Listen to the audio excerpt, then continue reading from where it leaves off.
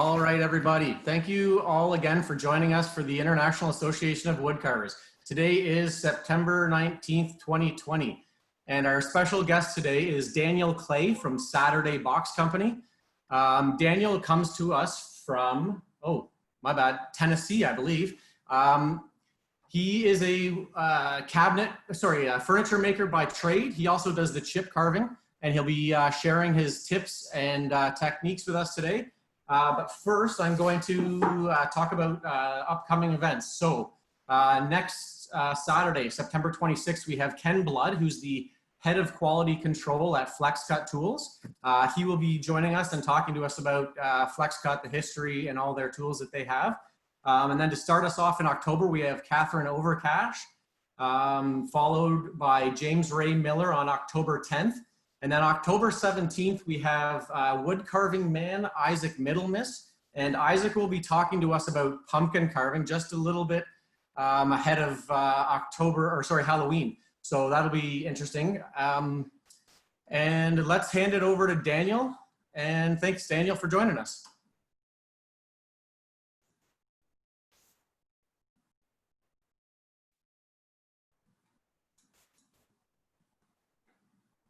Did we lose you, Daniel? He's muted. Can you hear me? Yeah, perfect. Okay. I knew something was wrong because nobody laughed at my joke. Am I still on? Yeah, you're good. You're good to go. Okay. All right. Thanks for having me. I am in Knoxville, Tennessee, as Tom said. So I'm a furniture maker and cabinet maker. I've been doing that full time for about 5 years now. I got my start woodworking when I did an apprenticeship at a boat building school on the coast of Maine about 15 years ago. I actually went to school for music and lived in Atlanta, Georgia, went to college in Atlanta. And decided to do this boat building apprenticeship because I was interested in traditional woodworking. I didn't really care that much about boats, but it was a free program that essentially runs like a school year. So you're there for 9 months, you live there, work there. They take 10 apprentices every year. And so I went up there and I learned how to make traditional wooden boats, which got me into the basics of woodworking. I was telling Tom before we started that wooden boats are a great crash course in woodworking because you do a combination of hand tools and power tools. There are things on a boat that it just doesn't make any sense to do with a power tool, so you're necessarily introduced to hand tools. And that really sort of whetted my appetite for learning more about woodworking. And there happened to be an instructor there who was also into green woodworking and green wood carving, as well as ladder back chairs and traditional sort of stick chair furniture. And so I just followed him around like a puppy all year long and picked his brain and spent every free moment I had in the shop and really got into woodworking. Came back to Atlanta, worked for a timber framer, worked for a cabinet maker. But woodworking stayed as a hobby after that for about 10 years. And I was working in the video production business and doing a lot of sitting in front of a computer. I eventually got burned out on that and decided to go all in on woodworking. So I've been doing that for about the last 5 years. So chip carving, I learned how to chip carve in a great place for chip carving, which is the coast of Maine in the middle of winter. There's not a lot else to do inside in Maine in the winter. And I had bought a set of knives for someone and they never opened the knives. So about 2 months later, like the middle of February or March, I decided like, I'm gonna break open those knives and learn how to do this. So I had bought a set of knives from FlexCut actually, and also one of Wayne Barton's books. And I'll talk more about Wayne Barton probably many of you are already very familiar with who he is. He's probably the most well-known chip carving author and educator from the last few decades. And there's good reason for that that I'll get into later. Anyway, I dove in, I taught myself, and just kept on doing it, again, mostly as a hobby. And when I moved to Knoxville in 2016, I didn't have work here. I had moved my shop here, but I didn't really have much of a name in town yet, so I wasn't getting commission work.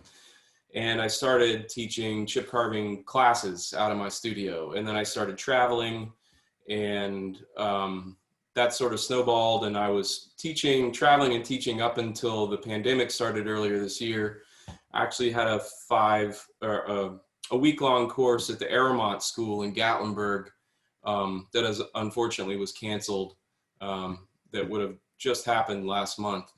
But chip carving,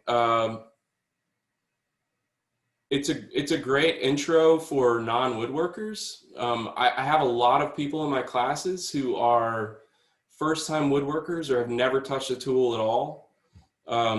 And because of the nature of the technique, you're immediately put into a situation where you have to navigate wood grain, and your success at carving is directly tied to how well you understand wood grain and can sort of follow the dictates of the grain. Because you're all carvers, you know this, but wood is not a homogeneous material that's the same all the time. Like, you pick up two different pieces of wood, even if it's from the same tree, you can have very different experiences carving it. The grain swirls. Sometimes it's more dense, sometimes it's less so. So it's a good crash course for beginners. And I've tried to incorporate it when I can into furniture. But I also make small household items, decor, and little decorative things. And a lot of times, for my own pleasure, I carve freehand a lot. So I treat it the way you would a pencil or a brush. And that's sort of my approach to chip carving, is thinking of it as a mark making technique. If you look at the history of chip carving, that seems to be probably how it developed. It's, first of all, it's a global art form. It's happened all over the world, in all sorts of different cultures, different ways, different tools, different techniques, different uses for it. But there are forms of chip carving that you can find in the South Pacific Islands, obviously Northern Europe, the Balkans, Russia, Ethiopia, even some of the traditional Native American carving in the Pacific Northwest have design elements that are very similar to chip carving elsewhere in the world. It doesn't only happen in wood. Chip carving historically has been something that also happened in stone. There are examples in Jerusalem of chip carving from the 1st century in stone, and they look a lot like, some of the patterns look a lot like things that you would have seen in medieval Europe and the Gothic period in Europe. So anyway, if you're not familiar with chip carving is, it's a decorative surface technique in which you remove small chips of wood from a wooden surface by making a series of incisions. And so where someone who does relief carving with chisels and gouges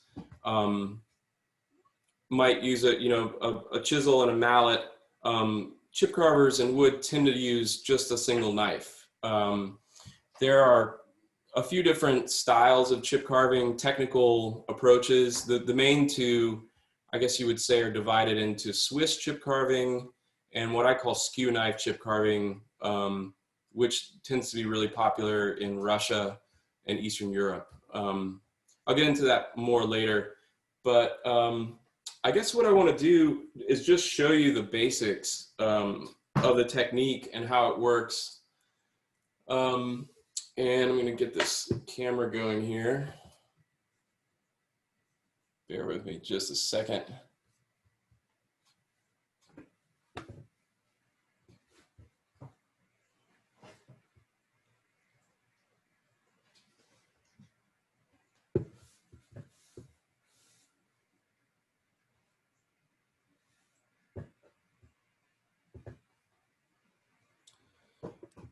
Okay, hang on just a second. All right, so before I get going with that, I just want to show you a pretty typical Swiss chip carving knife. Can everybody see that? This is a pretty standard chip carving knife design. Standard at least for the last 70 or so years. Because chip carving is a folk art, there's not a lot of, there are a lot of different ways that it's been done. And the people whose names you might recognize, like Wayne Barton, you recognize those names because they took something that didn't have a codified sort of standardized technique and standardized it to some degree. So this knife design was actually developed by a Swiss carver in the 50s named Christian Ruby with a company called Klotzli, and it has become the standard Swiss chip carving knife design. This one's made by File, if you can see that, which a lot of you may be familiar with. It's about as simple as a knife can get. It's a pretty thin blade. The blade is at a slight angle to the handle, which helps you get a proper carving angle. It's extremely thin, and I'm not sure if you can see it. You know what, I'm gonna switch to this other camera so maybe you can see a little bit better.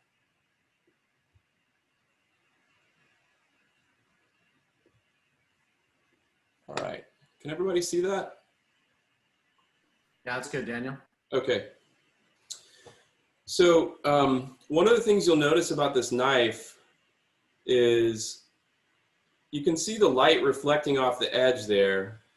The difference between a Swiss chip carving knife and a lot of other woodworking tools is that bevel is not a hard bevel.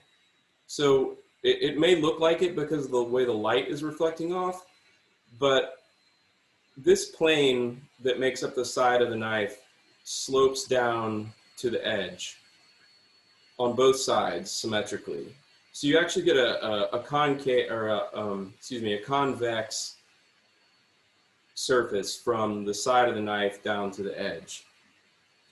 You see it's pretty shiny. I try to keep it pretty polished because that of course cuts down on friction as the knife is sliding through the wood. And one of the benefits of that convex blade profile is that as you cut, the knife behind the edge is burnishing the cuts you made. So it's compressing the wood a little bit. You do see occasionally chip carving knives that are hollow ground. There's nothing wrong with that. Some people prefer it. But these are, you know, sharpening a knife like this is, it's easy. It's more accessible for beginners because you can do it with some simple sharpening stones. You don't have to have a Tormek, you know, grinding wheel or know how to put a hollow ground in a knife. And I prefer it because of that burnishing that happens inside the cut behind the edge of the knife. So the Swiss technique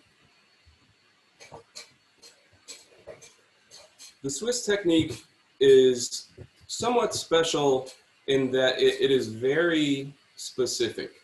The basic technique uses 2 different knife grips, and those grips are designed not only for control of the knife, but for safety.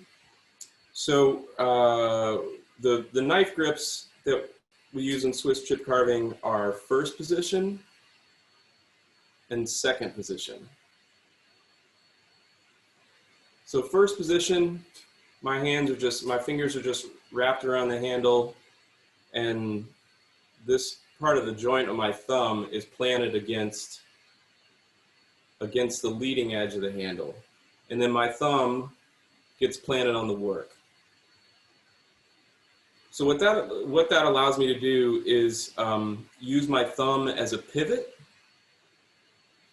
so that I get the mechanical advantage of lifting my whole arm, and all of that force gets translated down into the tip of the knife. So I can make some pretty powerful plunge cuts. The other thing about keeping your thumb planted on the work is that it serves as a sort of a point of tactile, contact with the wood.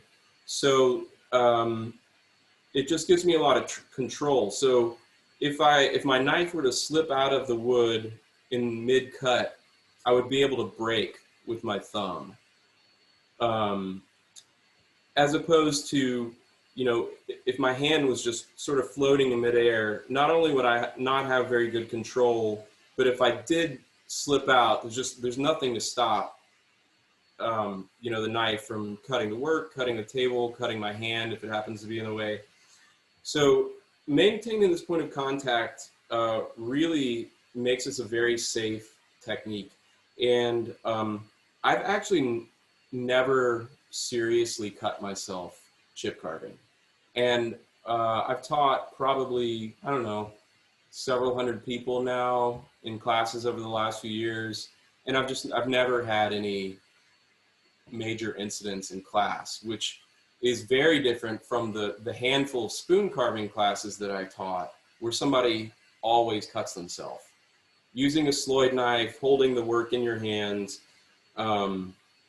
it's when the blade of the knife is moving independently of your hands and fingers, there's just a greater chance you're going to cut yourself. Because your hand is locked in this position and your thumb is in contact with the work, that means that the blade is never really moving in relation to my knife hand. If it's not moving, it can't cut me. So if this stays locked, there's no way that I can cut myself. The only way that I could cut myself is if I slipped out of the cut and my hand happened to be back here or something like that. So that's a big no-no. So I always, try to teach people to hold the work above where you're cutting. All right, so let's get down to the sort of ABCs here. So the way that I teach basic technique is that we're going to do a 3-step process. We're going to make 3 cuts with 2 grips, and that's going to allow us to remove 1 chip. So my first cut happens in first position. Remember, I said that this is first position and this is second position. The only difference is that for second position, I rotate the knife around like that. So in first position, I'm going to start at one of these little triangles here. First position, I'm starting at the top of the triangle, and my knife is held at about a 65-degree angle. And that might be a little bit hard to see with overhead camera. But I'm holding the knife at about a 65-degree angle to the wood, and my thumb is planted on the work. And I'm going to start with the tip of my knife right at the top of that triangle, and I'm going to lift my arm. And as I do that, I'm pressing down on my thumb and plunging the blade into the board, following the side of that triangle with the edge of the knife. So you can see it's in there. Let's see if I can tilt this up a little bit so it'll be out of focus, but you'll at least get an idea of that angle. That might be a little less than 65. I actually have measured it before. I tend to come in at like, 57, 60. It doesn't really matter within a certain range. I'll go over that a little bit more in a bit. Okay, so I've made my first cut in first position. Now I'm going to spin the board around about 120 degrees. I'm going to switch to second position. And in second position, my knuckles get planted on the workpiece for the same reason that I plant my thumb.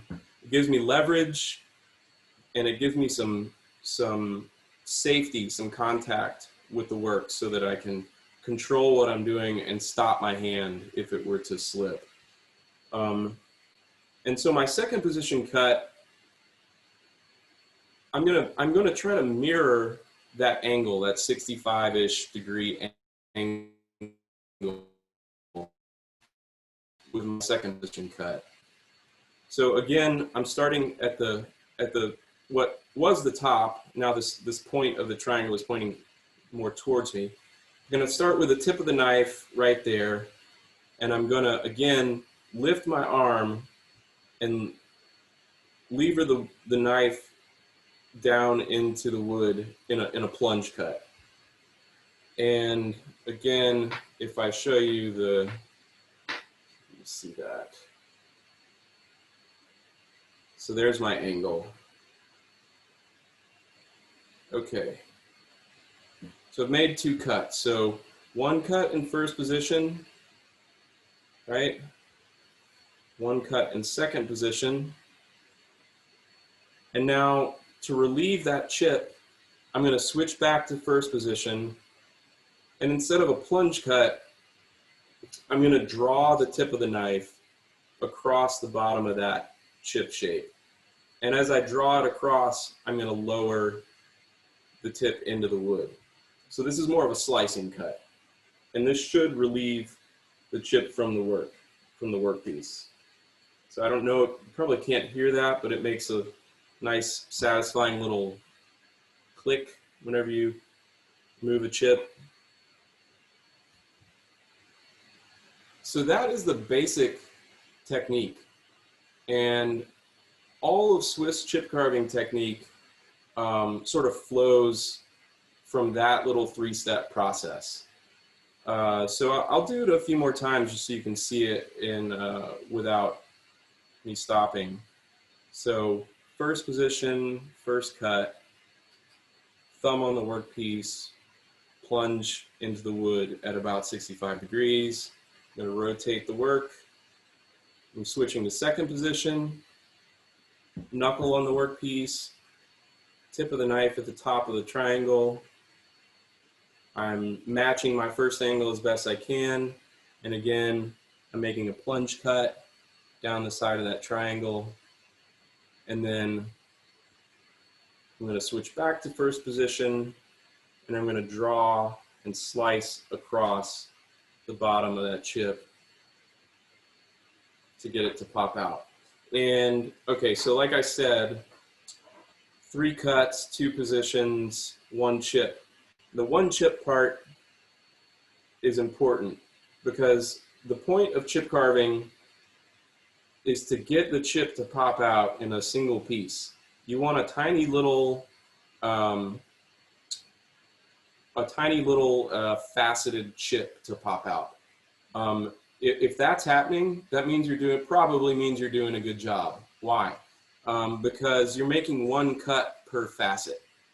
I tell students it's called chip carving, not chip digging, because a lot of times what will happen is someone who's doing this for the first time, because they don't have the muscle memory, they don't quite have the coordination yet, they will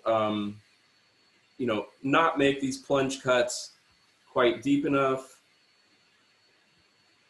and they'll just get like half a chip out, and then they go back and end up just sort of like whittling away until they get something resembling, a chip pocket. I call these chip pockets, which is a term I picked up from Charles Haywood.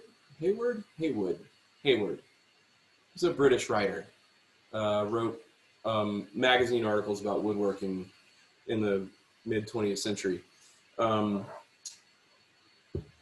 But so chips and chip pockets. So you want chip pockets that are formed by clean facets, and that happens with a really sharp knife and precisely making those cuts, 1 cut per side.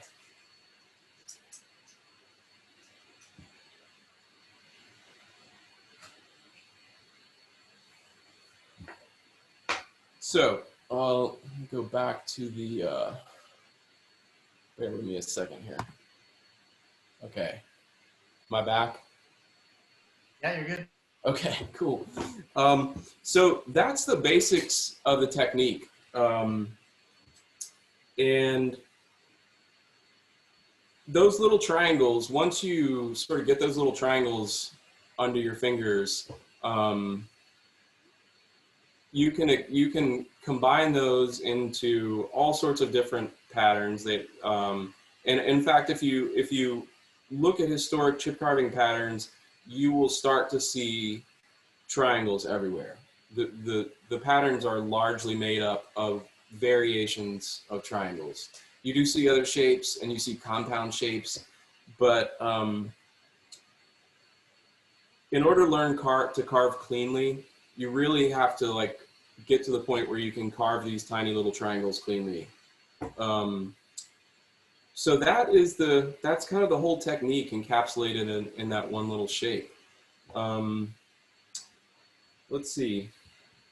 I guess we should talk about, well, does anybody have any questions maybe before I move on? Can you talk a bit about the process of getting the pattern on the wood? Oh yeah, that's a good question. So I'll switch back to my camera here.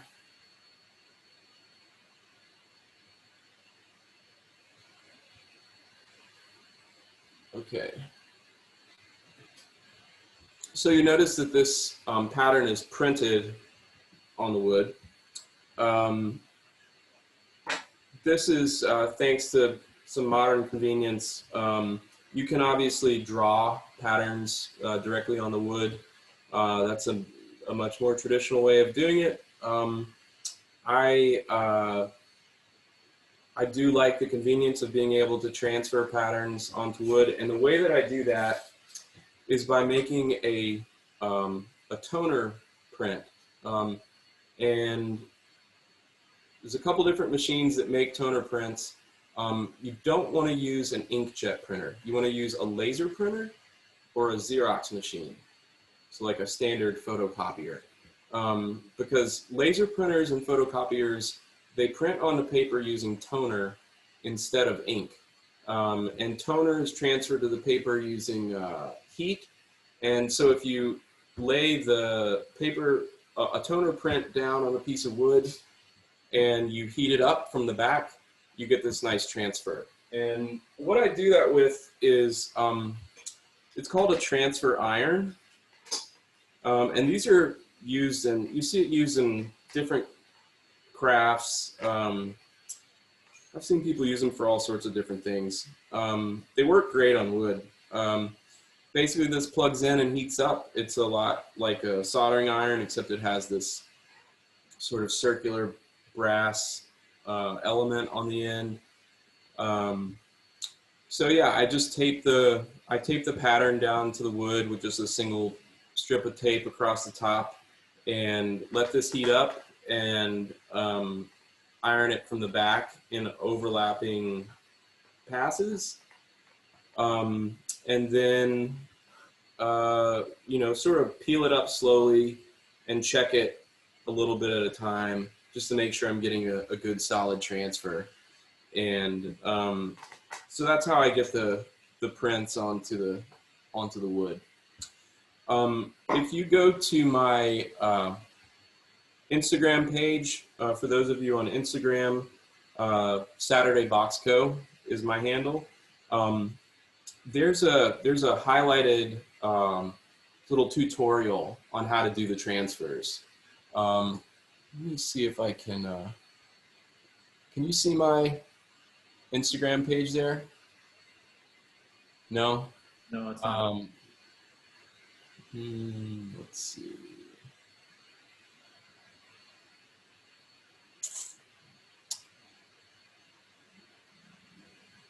Let's see if I can bring it up. How about that? Yeah. Okay, cool. So let's see, pattern transfer. So this is basically a little slideshow of how this works. And this is on the Instagram page for you to go check out. These tools are about, I don't know, $20 to $25, so not too expensive. Daniel, would a regular household iron do the same job? I have not had good luck with a regular household iron.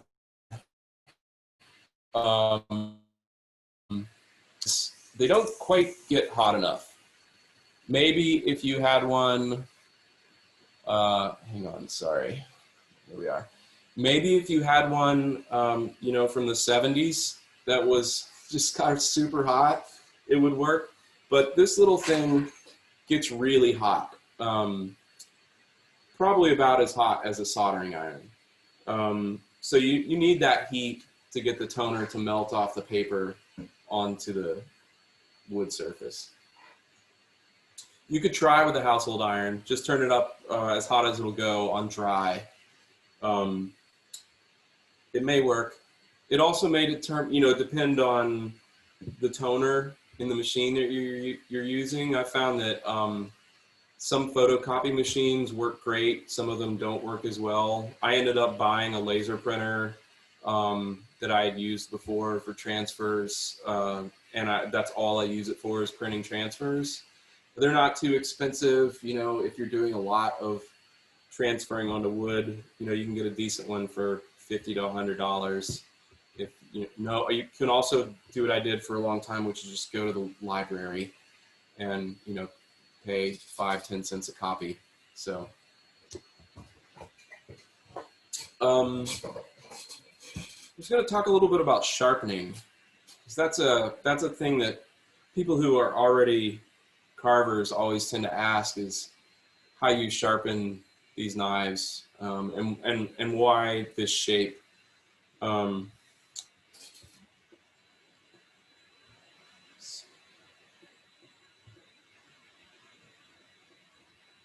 So I have a new knife here. So this is a brand new file knife, and you'll be able to see, I think, I don't know if you can see it or not. You might be able to see machine marks here from the factory, some little striations from whatever the last grinding belt it hit or wheel. I'm not sure how they sharpen these. They also put a hard bevel on the knife. So the first thing that I do, I'm not going to go through the process of sharpening this one from scratch right now because it would take a little while, but I can show you with my knife. And this is also more or less how I tune it up. So what I do for sharpening stones, I use this abrasive film, peel and stick abrasive film. You can get it from Lee Valley. You can get it from Tools for Working Wood. You can probably get it from Rockler and Woodcraft.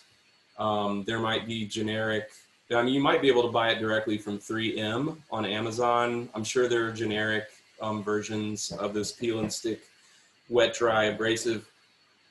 I think I got this from Tools for Working Wood. We have 4 different grits. I think it's 40 micron, 15, maybe 9, and then like 1, I think. I forget. It's not super crucial. You basically want to get all the machine marks off of at least this first ½ inch of your knife.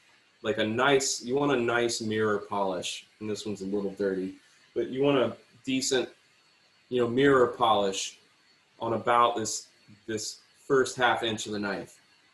If you want to go crazy and get a mirror polish on the rest, you can, but you're just almost never going to have your knife this deep in the wood. Most of the chips you're going to carve will be around this size, maybe a little bit bigger.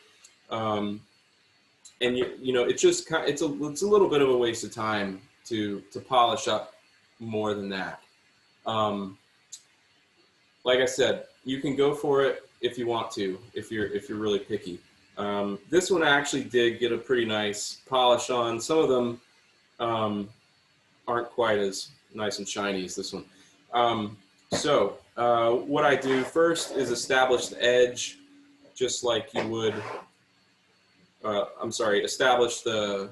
I get a wire burr on one side, just like you would with any knife or blade or chisel. And so I do that by, I'll usually wet this. I occasionally have used oil. It's just, you can use a light oil like camellia oil or 3-in-1 or something like that, but it's messy. I end up with oil all over my hands, and then I touch a piece of work and I've got an oil stain fingerprint on something I'm carving. So I just went back to using water. So to get this bevel on the knife, which is about an 8 to 10 degree bevel, what I do is I put the knife flat on the stone, and then I lift the back just a hair. And a good sort of gauge for getting that bevel right is if you could slip a dime up under the backside of the knife, you're at about the right angle. So knife flat on the stone, I lift it up and just stroke back and forth. And with a new knife, I'm not too worried about polishing. I'm not too worried about the sides of the knife yet. I'm just working on the edge. So what I'm going to go for is getting a wire burr to form on this upper side of the knife. Anyone who's done any sharpening is probably familiar with this process. So if you do this, you eventually form a burr because the metal at the very edge gets so thin that it curls up over this top side of the knife, and you can feel it with your thumb. So at that point, you would flip over, flat down on the stone, lift it up a little bit, and then do the same thing until the burr flips back over on the other side. And I take that through all the grits until the burr disappears or comes off. Sometimes it comes off in a nice little wire. Sometimes it, just sort of disappears.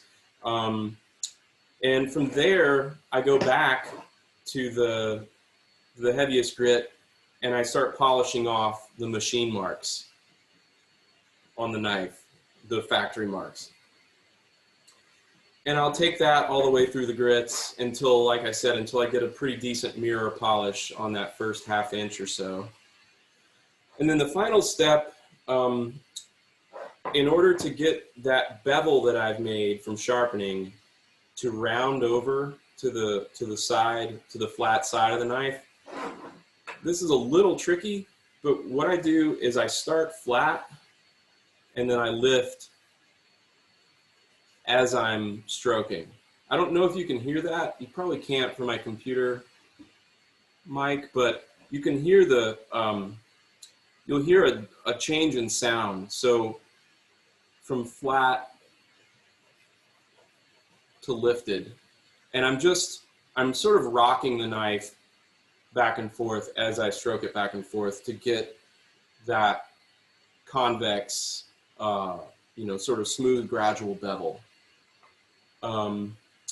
So after that, I would take that through all the grits, and then the very last thing is to follow it up with a strop. And I use Flex Cut Compound. This is just a piece of cowhide. Some people swear by, horse butt leather. I haven't really found a big difference in what you use. I think you could probably rub this stuff on a piece of basswood and strop your knife just as well. Anything nice and flat with a tiny bit of give. So just rub that on like a crayon and then pull backwards. And I try not to flip up at the end of a stroke, because if you do that, you're just rounding over the edge. And I realize as I'm doing this, I'm talking to a room full of carvers who are probably like, yeah, we get it, we do this. But maybe not. Some people are really picky about the way they sharpen. I am not. This is such a simple technique.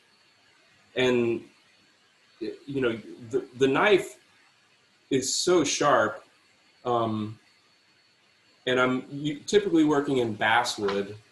As long as I don't, you know, as long as the end of the knife has a good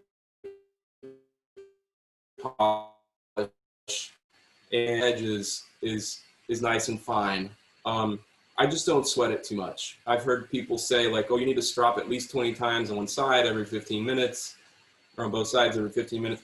I don't bother with any sort of hard and fast rules like that. I just kind of feel it out. And if I feel like the knife is getting dull, or if I'm having to work harder, I'll take a break.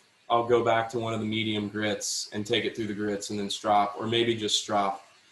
And it works just great. So I do like these file knives. You can definitely get much fancier chip carving knives in this. I like the file knives because they're extremely thin. And I go through them like crazy.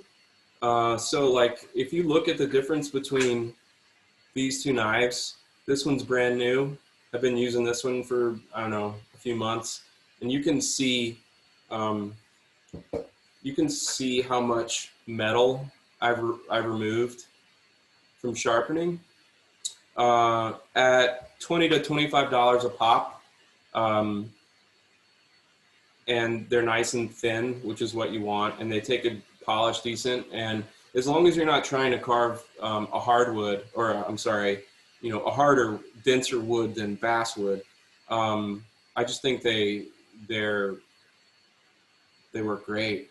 So one important thing to keep in mind is that when you're sharpening or tuning up a new knife, you want this edge to stay as straight as possible.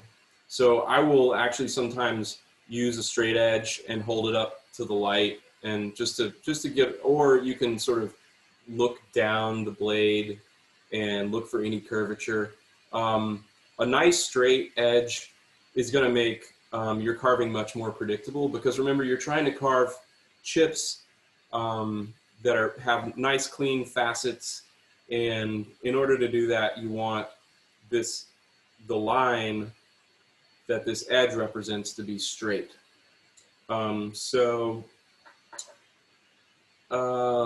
and the tip. The other reason I like, well, I can tell you why I don't use flex cut knives anymore. I guess I'm glad that Ken from Flex Cut is not here to hear me talk about his knives. They're great. Flex Cut makes great tools for a lot of different things. The issue I've had with their chip carving knives is that the tips of the knives are unpredictable from the factory. So sometimes you get a knife, their Swiss style chip carving knife shape, and the tip of the knife is blunted or rounded a little bit. And if you think about what you're doing, what the task is for a chip carver is to carve these super clean, crisp little pockets with nice straight edges between the facets and a nice little clean point at the bottom. If the tip of your knife is blunted or rounded at all, there's just no way that your cuts are ever going to meet accurately or predictably. And I'm not sure what if FlexCut offers solid carbon steel knives at all. Maybe they do, but when I was buying them, the chip carving knives, it was like a laminated construction. So if you try to regrind the knife, it doesn't work. I mean, you grind through whatever the hardened outside of the blade is, and then the metal inside that laminated blade, for me at least, would just crumble. It wouldn't hold an edge. So, and I learned that the hard way. I was in the middle of making a bunch of Christmas presents. This was probably 3 years ago, 4 years ago. And I noticed that I was having trouble getting clean chips to come out of the wood. And, that's when I sort of realized that like how dull the tip of my knife had gotten from repeated stropping. If you're stropping over and over again and you never grind back to a fresh shape, something's eventually going to get rounded over. So if you have a tip, if you can imagine like the tip of this knife going through an abrasive strop over and over again, it never being ground back to an actual like needle-like point, it's eventually going to get rounded over.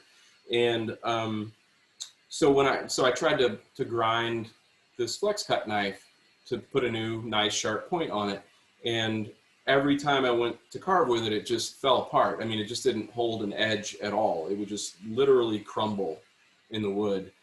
So that's not to say that flex cut knives aren't great. I mean, they make great tools. I have a bunch of their little palm gouges and other knives, and I use them. And they're probably the sharpest knife out of the box, sharpest tool out of the box that I've ever encountered. I mean, they just come incredibly sharp. So they're great for some things. But for chip carving, I just want a nice solid carbon steel blade. It doesn't have to be fancy. I just like it nice and thin, and as long as it'll hold an edge while I'm carving basswood, it works great. So you see people carve with all sorts of things. I've seen people chip carve with X-Acto knives, utility blades, and historically, people have carved with everything you can imagine. I mean, in the South Pacific Island, they were using sharpened shells. Like I said, this style of knife is popular for the last 60 or 70 years. If you go back through the carving literature from the 19th century and look at examples of chip carving instruction, a lot of the instructional stuff is shows chip carving with chisels or skew knives or a skew chisel. You do occasionally see knives like the Swiss chip carving shape, and I guess it was just nothing that anyone ever wrote about until the 50s, when Christian Ruby designed this style of knife with Klotzli in Switzerland. So let's see. We did sharpening. What else can I'd like to answer some questions. I feel like I've been talking forever. People must have questions.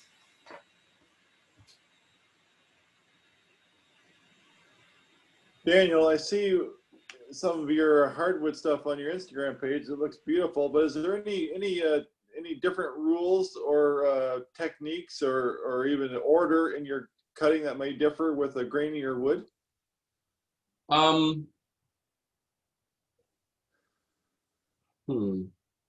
Well,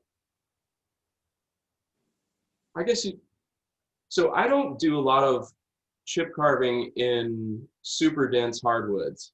So basswood is technically a hardwood. It's a deciduous tree, but it's an extremely soft hardwood and typically has pretty straight grain. I have carved a little bit in walnut, a little bit in cherry. It's a workout, I'll tell you that. And the knife doesn't like it as much. Walnut is not so bad. I tend to, I don't have any examples that I can show you of things I've done in walnut. I tend to shrink the scale of things a little bit. Because just part of the geometry of chip carving, actually, let me show you what I'm talking about here. But part of the one of the things about chip carving is that, let's say you're carving at a consistent angle. All your cuts are made at 60, 65 degrees. That means that the larger the surface area of your chip, the deeper that chip will be necessarily, right? Because the larger it is, the farther apart your cuts are, the farther they have to go down in order to meet at the bottom. Okay, so in basswood, you can carve relatively large chips with just a knife. You can do it in harder, more difficult woods. It's time consuming, and it really will take a toll on your hands. If you want to do, that's not to say that people don't do it. There's a chip carver in Spain named Luis Lessa.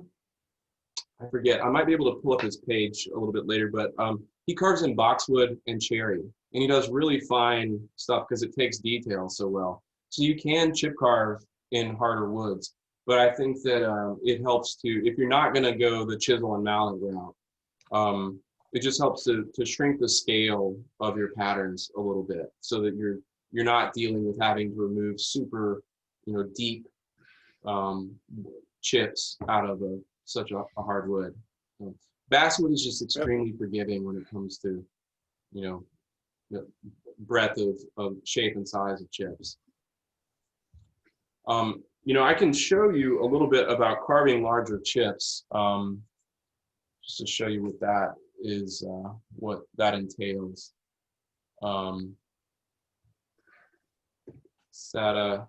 Everybody see that?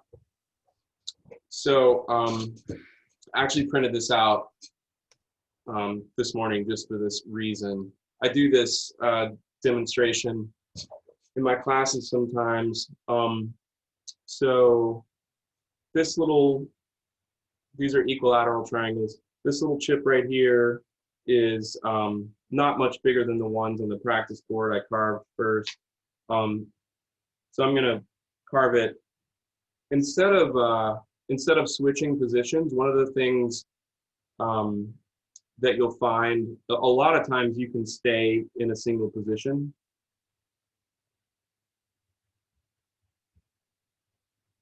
This is the brace.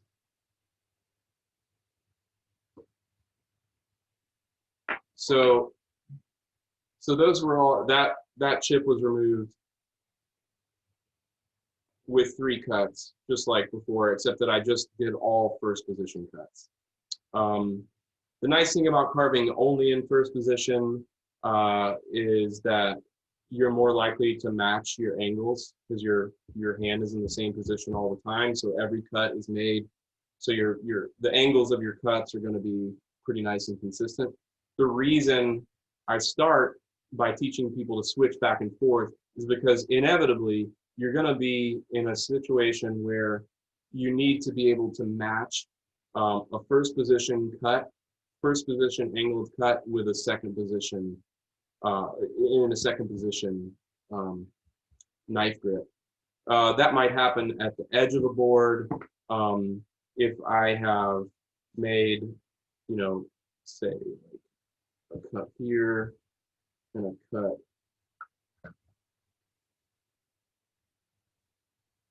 this is a bad example. I already know that. It's a bad example. Let me see. Let's see. If you had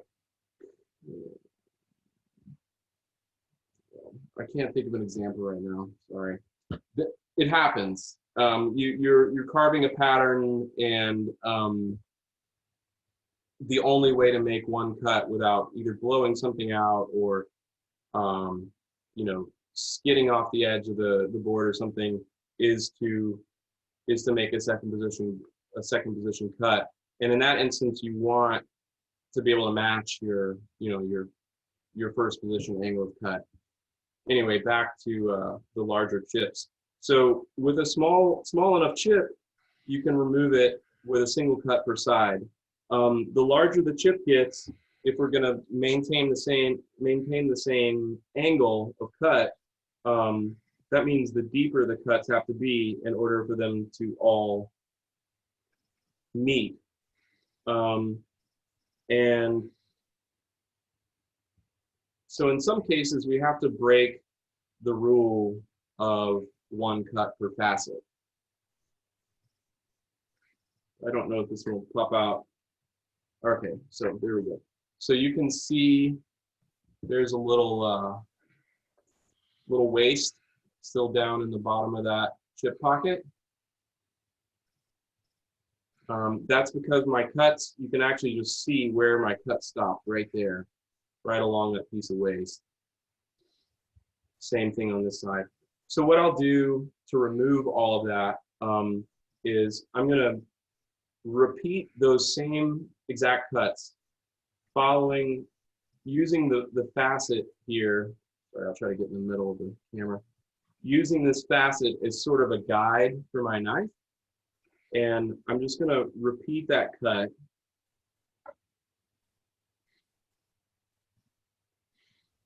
Repeat all of those cuts until that waste pops out. So that becomes necessary anytime the chips are so large that you can't make all of the cuts reach a common center in a single pass. It takes a little practice to be able to do that cleanly so that it doesn't look like the facets of your chip pockets don't look like they were whittled away.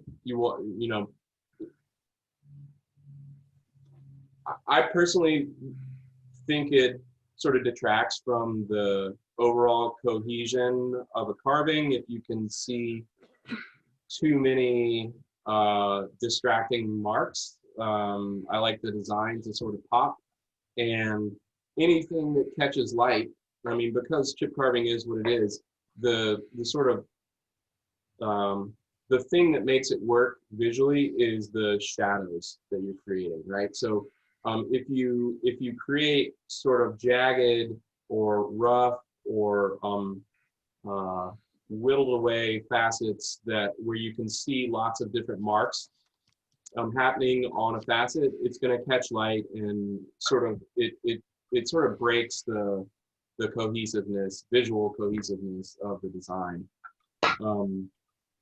Sometimes you can't avoid it, and it's not wrong, and there are people who use that to good effect. If you're familiar with Yogi Sundquist, son of Billy Sundquist, Swedish carvers, if you look at his chip carving, he uses a Sloyd knife. I don't think that he draws, maybe he draws patterns, guidelines or something, but it's very, I want to say primitive, but I don't mean that, as a criticism. I mean, it's very expressive, and it's not super, it doesn't look machine-like. And so, it's a little bit like handwriting. You're making marks in wood, and this is your pen or your brush, and this is your canvas.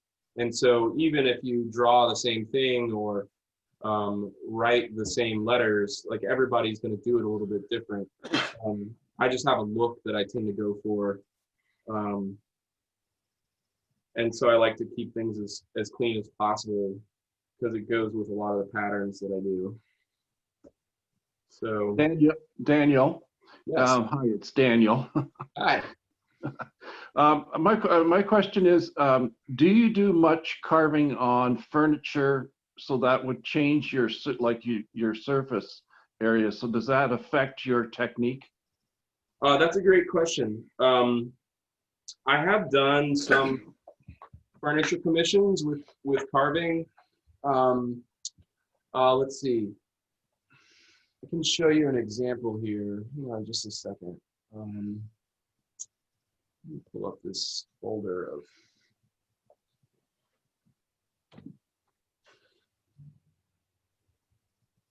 Because I think it would, like, you're so used to doing it on a bench in front of you, it would be a lot more difficult if you're working on the surface of a piece Right. of furniture. Hang on just a second.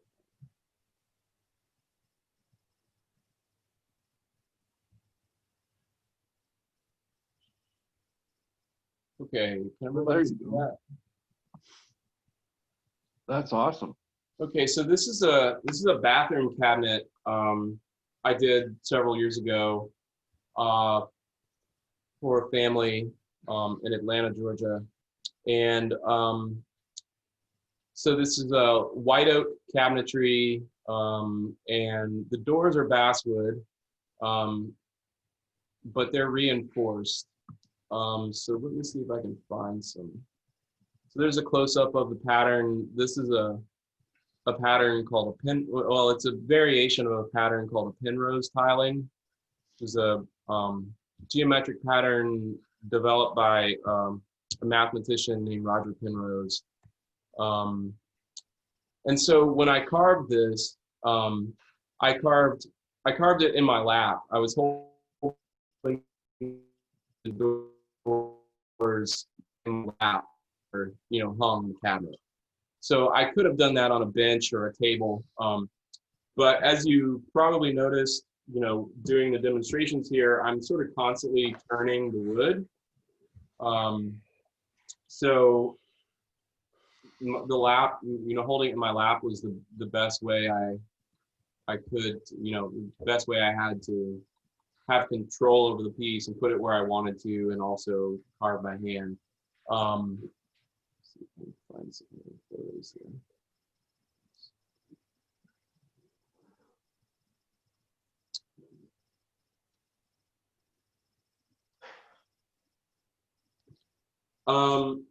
So Thank you for answering the question. That last piece was beautiful also. well, It works very nice. does that answer your question? Yeah, it does. Thank you.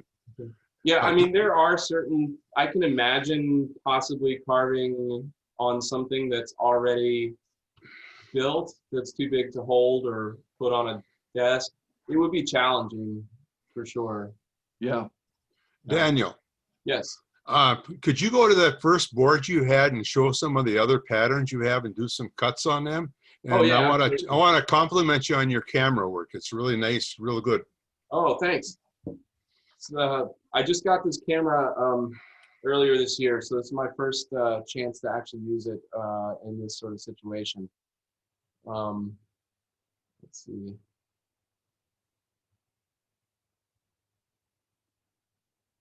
I'm better at using the camera than I am at using Zoom, I think. Okay, so this is a practice board, one of the two practice boards that I've been working on for a book I'm writing. I got approached last year to do a book on chip carving for a small publisher in Nashville. And so I'm in the middle of working on that. And so these two practice boards are sort of variations of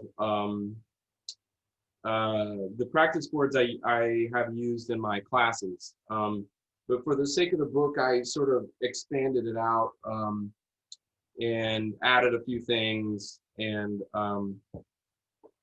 but there is a logic to the progression here. And like I said, starting to learn, when you're just starting, like you want to learn to carve these really simple little right triangles. And if you can do those cleanly, it makes everything else a lot easier. So that's why there's, a good half of this page is made up predominantly of these right triangles.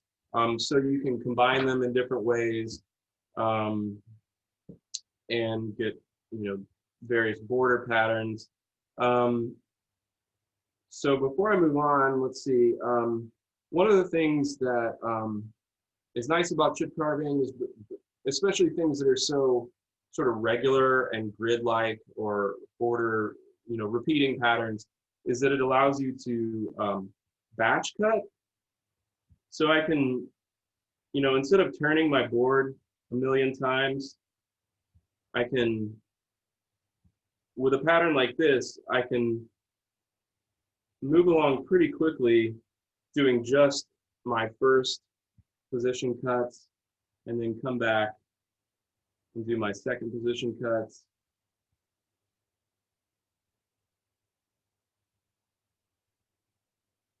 And then my relief cuts.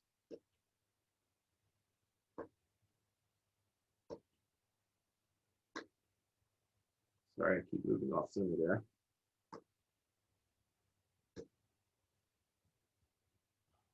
So there's an infinite number of ways that you can arrange these little triangles into patterns. Let's do a few, this one, so I can show you this little flower pattern.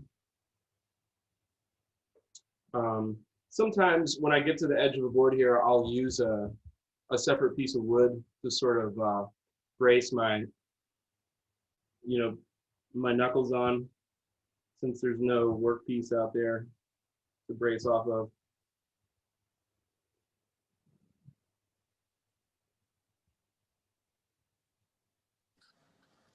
Daniel, can you show us how you would do some of those curved pieces, like those leaves? Yeah. Just want to show you this one little thing.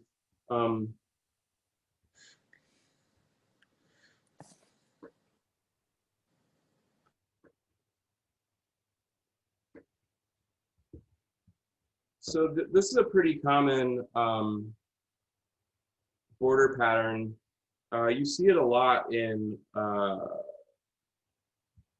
sort of medieval Renaissance patterns. You actually see it a lot in stone.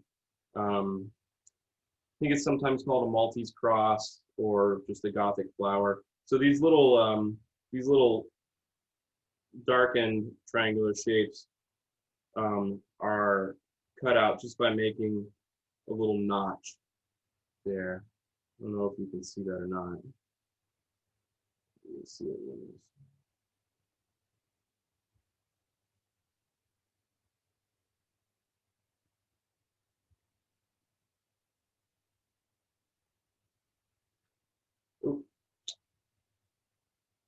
Just blew out a little bit. So that happens sometimes. That's actually good that that happened.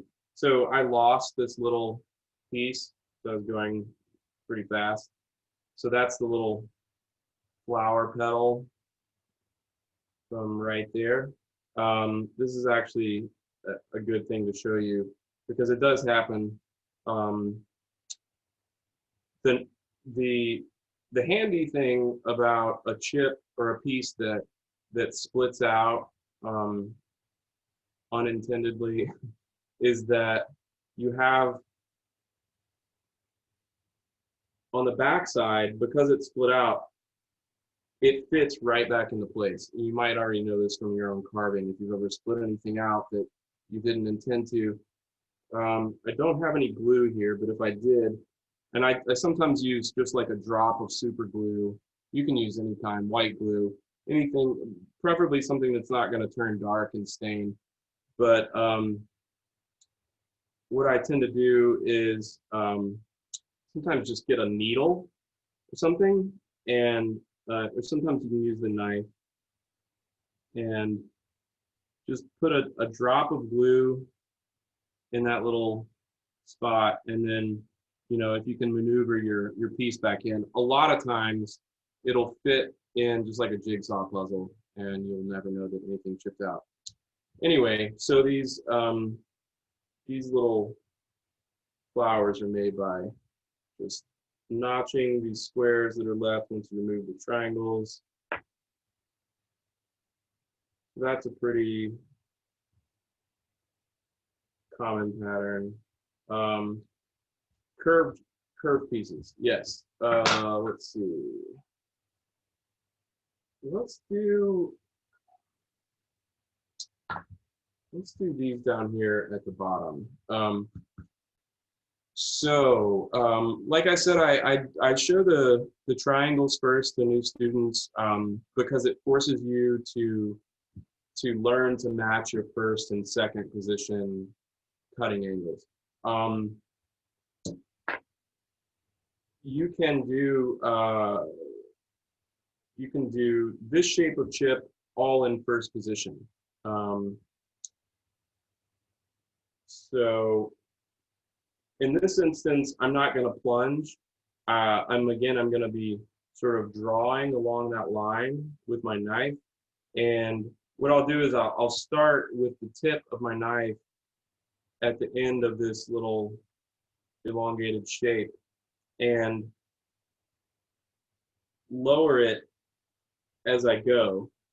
And you'll notice that, like, what I'm not doing is I'm not doing this.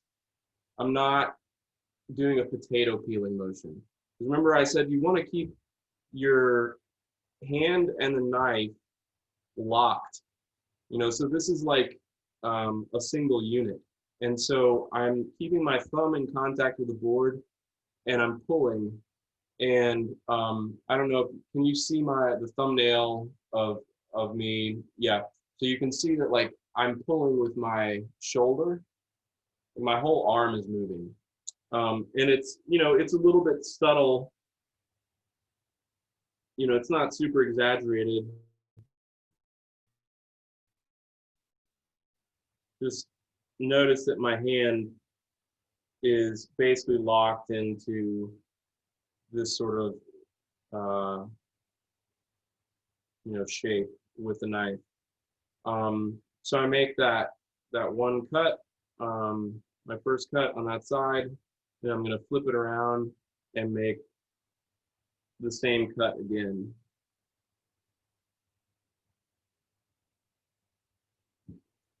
And these are relatively shallow radius cuts, meaning it's not a super tight curve. And you can, I don't know if you can see it, there's still a tiny bit of waste down on the bottom of those chip pockets. So I would just, you know, try to make that same cut again and make sure that I had severed all the fibers holding that waste into place. So in order to make curved cuts a little bit smoother, especially when they're tighter than these curves, the thing that you're going to want to do, just demonstrate this. So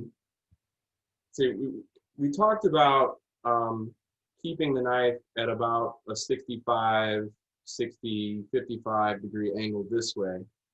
But if you're carving curves, what you also want to do is tip it up this way. And the reason for that is that when you do that, you're effectively reducing the width of the blade that's being dragged around the curve, right? So if you can imagine, like, you know, our knife is in 3D space here, and it's perfectly straight up and down, right? So we got axis here and an axis here. So our primary cutting angle is tilted this way, but because of the way our hands hold the knife, we're also tilting it back this way. So this would be about where I'm holding the knife typically. In order to make a curved cut, I want to tilt this forward a little bit. And the reason is that it means that the part of the knife, the part of the blade that I'm dragging through a curve is narrower. Does that make sense? So, like, if I'm doing like a long curve, I'll try to keep the knife lifted like this. I don't exaggerate it too much, but just tip it up a little bit.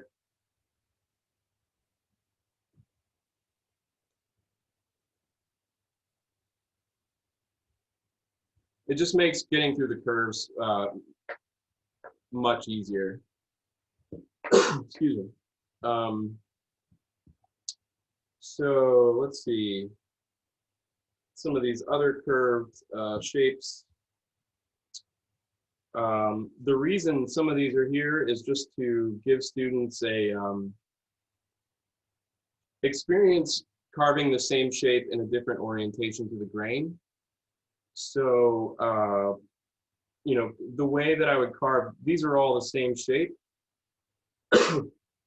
but I might change the order of cuts, which line I cut first, depending on which orientation to the grain they are. If you think about a chip, let's say, I don't know, let's take this one in the center here. If I were to carve this line first, and then carve this line. So now that chip is 2/3 of the way severed from the wood, and the part of it that's holding it to the rest of the wood that I need to cut is this line, which runs almost with the grain. So what I've done by carving this line first and then this line, or rather than carving this line last, is potentially I've turned that chip into a little piece of firewood that's just going to split out because my knife is wedge shaped, right? So what I want to do is carve the line that runs the most parallel with the grain first, because that means that those fibers are being severed and they can't split, right? So there's definitely like a little sort of order of operations logic for any given chip in a pattern, and it can change because you can have the same you know, the same shaped chip, and maybe it's oriented to the grain a different way, or maybe it's surrounded by you know, other carved chips, and you want to make sure you carve that new chip in the right order so that you're not blowing out, you know, carving towards something that's already been carved and doesn't have any, you know, solid wood there to support the cut. So that is the kind of stuff you kind of learn just through carving a bunch of patterns. Of course, it's good to start with a practice board just to get the basics, you know, under your fingers. But so I'm gonna see if I can intentionally screw this one up, just to show you what I'm talking about. So I'm gonna carve this line first, and then I'm going to carve this line second. All right, so there's my little chip, and it's only being held by that one, you know, the fibers right there along that line.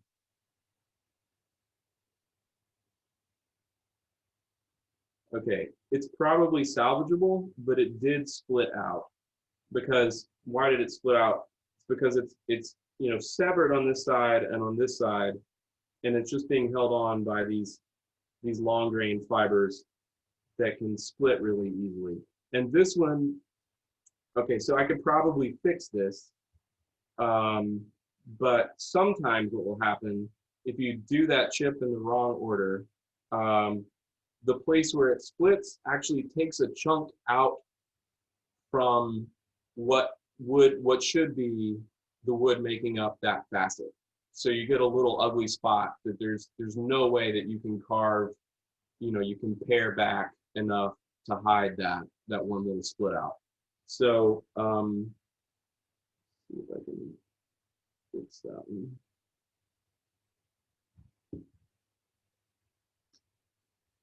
So that one came out okay. I mean, I don't know if you can see it here, probably not, but I can sort of tell that I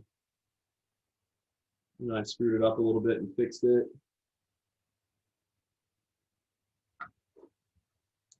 Anyway, those are details. That's you know, that's why it's a little bit further down on the board. I try to design these boards to you know, keep things just out of the student's reach. You want to, you know, always want to be a little bit challenged. You don't want to do anything over and over again. It's too easy.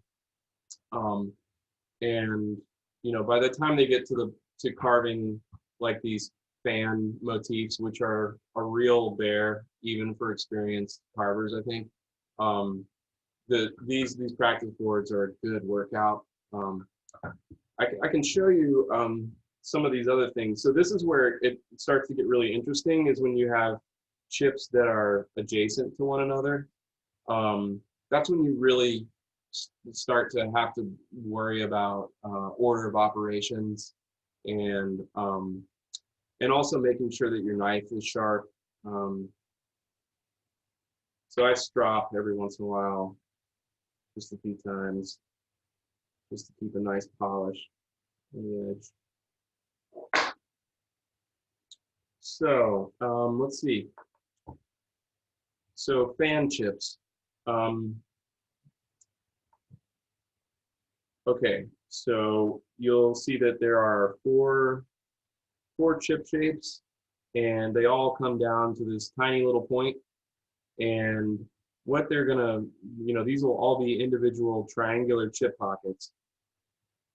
And the tricky thing here is carving all of these out without destroying all of this wood here.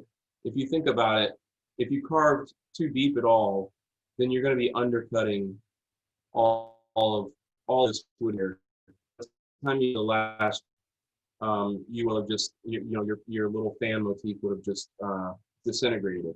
So you can sort of prevent that from happening by doing a couple things. And one of those is the order in which you carve the chip.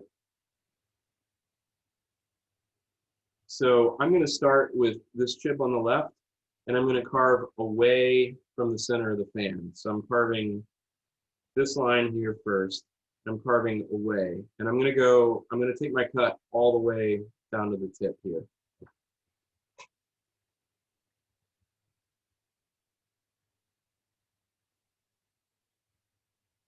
And by the time I get to the tip here, the knife is just barely in the wood.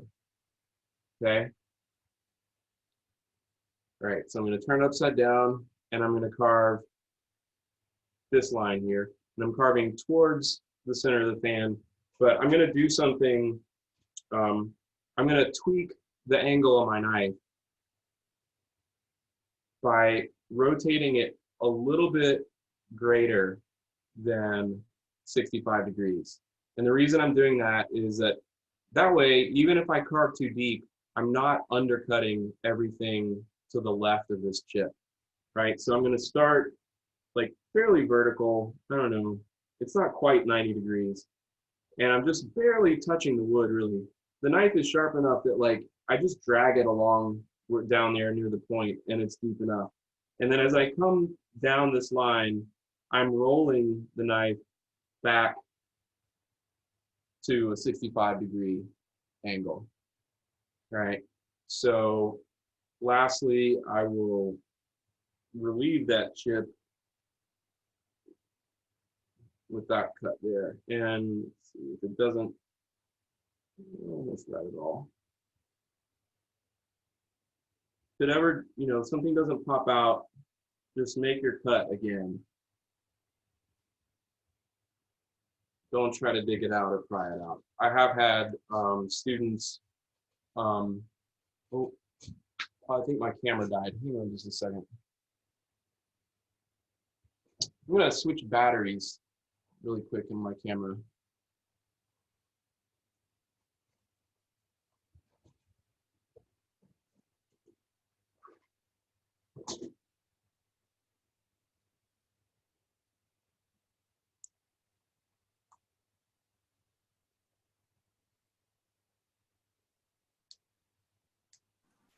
Just while Daniel's changing the battery, for anyone who's interested in chip carving, on Daniel's Facebook page, he has a link, or sorry, not his Facebook, his Instagram page. He has a link to his website that sells chip carving kits as well as practice boards. So if you're interested, head over to his page there. Let's see here. Okay, I think I'm back up and running here. Yeah.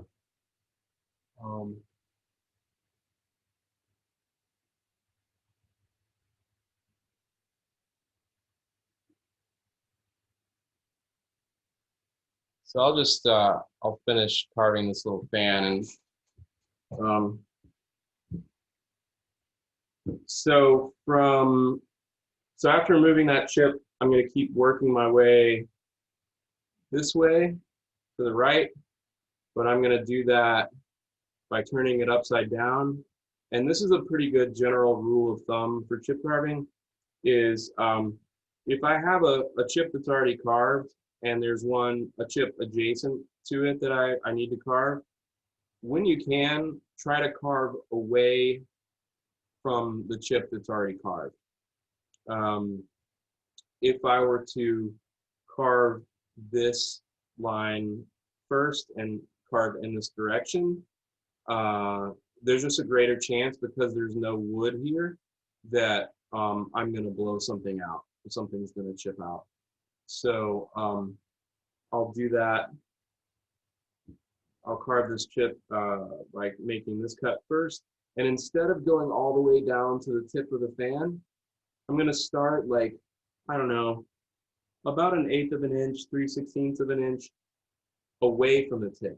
And the reason is, if you can imagine, if I were to carve all these chips and try to get them all equally to come down to that point, the little ridges between them, by the time you got down to that point, the wood would just fray. There wouldn't be enough material there to actually create that shape. But what you can do is the outside chips of a fan motif, you can take those all the way to the point. And then these two in the center, you stagger them and hold them short of that point a little bit. And the overall effect visually is that it looks like all those chips are coming to the same point. But so I'm going to start here. And again, I'm going to start with my knife held a little more vertically than normal. And as I come down that line, I'm going to roll into a 65-degree angle cut. And then I'm going to do the opposite here. So I'm going to start at my primary cutting angle of 65 degrees. And as I come this way, I'm going to roll my knife up to vertical so that I'm not undercutting this little ridge wall between those two chips. And then I'll relieve that chip with that final relief cut.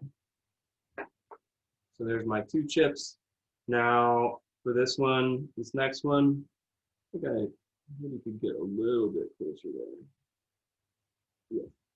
So for this next one, I'll do the same thing. I'm going to carve away from the two chips that I've already carved. Start a little bit closer to the tip of the fan.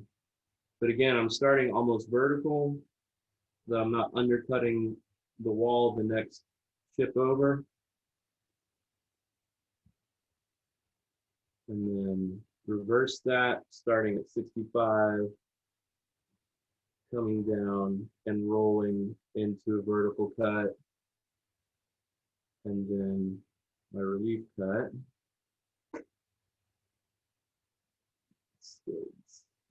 Something didn't quite get cut in there. If the chip doesn't pop out, that means there's something holding it in place. That's when I just make the cut again. Clean that up a tiny bit. And then for the final one, I will start, again, I'm carving away from what I've already carved. And I don't have to worry about rolling the knife in this particular instance because there's nothing over here, you know, so there's nothing that I'm going to undercut. But I am going to start at the tip of the fan. Come down that line. And then here, I will roll my knife as I come down to the end of this cut, because again, I don't want to undercut all the little ridges there at the tip of that fan motif. Sorry, having trouble staying in the center of the camera. A little bit of waste there.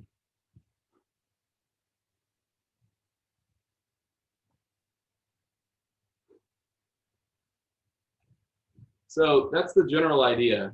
So that's a good example of how the order of operations can affect, your results, because so many of the, especially traditional European chip carving patterns, I think the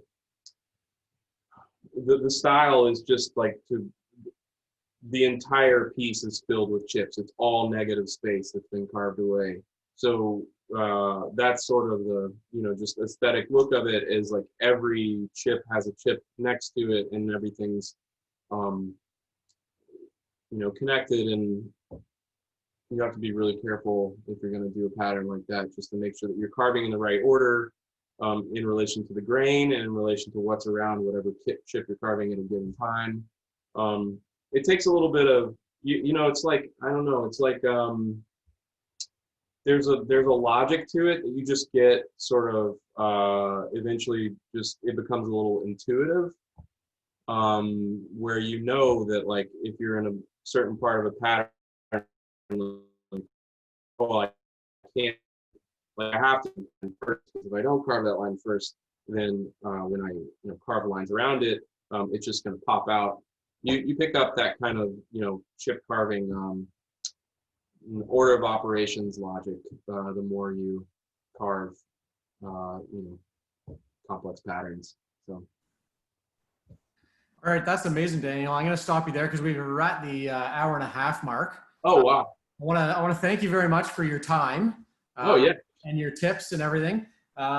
Again, if you want to get in touch with Daniel or learn more about chip carving, it's Saturday Box Co.